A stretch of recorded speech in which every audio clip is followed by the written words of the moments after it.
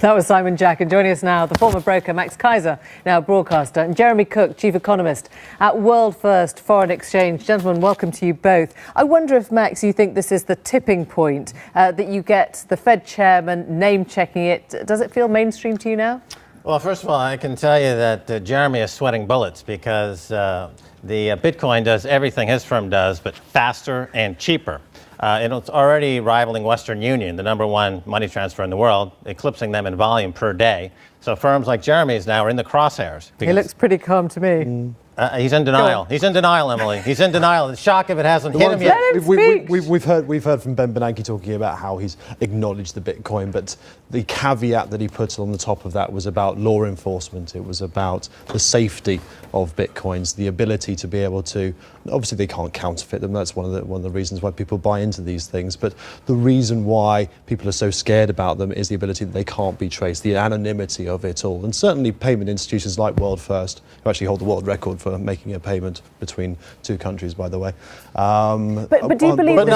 Not for speed and cost. It's much faster. There's $150 million was transferred today using Bitcoin for a fraction of a cost that no firm, including Jeremy's, would ever approach. So this is a real genuine threat to that industry, #1. #2, you talked about counterfeiting. You can't counterfeit Bitcoin. That's a real problem with the British pound or the American dollar, is that they're being printed willy-nilly to solve lots of problems that politicians can't seem to solve, so they simply print money. Okay. People are panicked by what's happening in the banking and the central banks, and they're moving into something that they perceive as having a store of value. The full risks of them. Well, they're always talked up. The Bitcoin is always talked up by people who own it because they're speculating, right? Everyone talks their own book. The people use it every single day to transfer money all over the world. It has a primary purpose as a means of transferring money, #1. #2, it's also a currency. That's why it has huge value in this economy.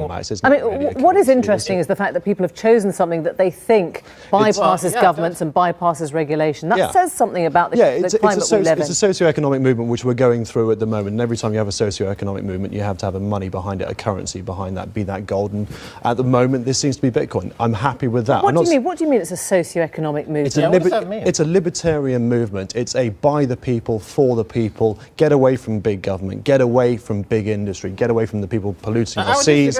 And the internet and the global financial crisis. They want to be the LIBOR scandals, from the Forex scandals, the scandals in HSBC, laundering money. They talk about Silk Road and the Drugs Association. What about HSBC? Billions of dollars of money laundering right there. Yeah. The current scandal with Co-op. People are scared by the banking in this country and around the world. But you heard the point the commentator made there, that people think it's a post-government currency. It's not, because the government can step on it or stamp it out if they want to. That's false. Why?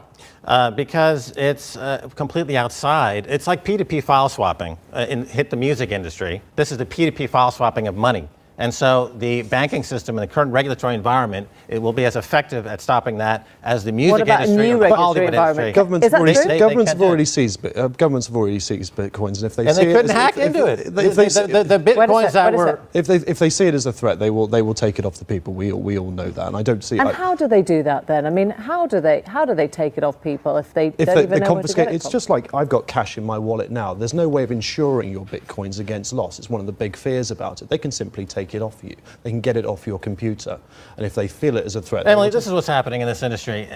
The regulatory environment in the U.S. and the U.K. versus the rest of the world. In China, India, around the world, Bitcoin is now the unbanked of the world. 6 billion people that don't really have access to banking infrastructure as such are now using these currencies, using it with their mobile technologies, and they are going to lead this market. The #1 market for Bitcoin right now is in China. And if the U.S. and the U.K. don't want to compete, if they don't want to compete in this market, then they can go home. We don't want them to compete in this market. But when you say Bitcoin to people, a lot of people will think automatically of the dark net. They'll think of the drugs. They'll think of the child porn. They'll think of the rather seedy side of the transactions that people don't want to do up front. Isn't that where Bitcoin's going to stay?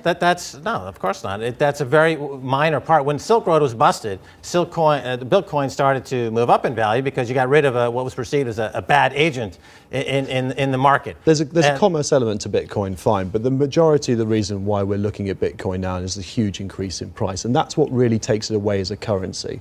If I owe you £200 and say Bitcoin's trading at £200, I can give you a Bitcoin and say, there's our £200 debt is paid. Tomorrow, the value of Bitcoin halves. I've got a way we're not actually paying you 100 quid. No, that's false. So the fact that it is doing so well is because it's so volatile, people can't use it as a medium of exchange. You can go pounds Bitcoin to any currency instantaneously. Instant I mentioned conversion. all the other virtual money. There's no currency. Chaps, we haven't got long. 16% risk that we're seeing on a daily You make move. an instant transaction using a service like BitPay, for example. You take no currency risk. Okay, which not many people will take at the moment, right? No, it's a huge industry.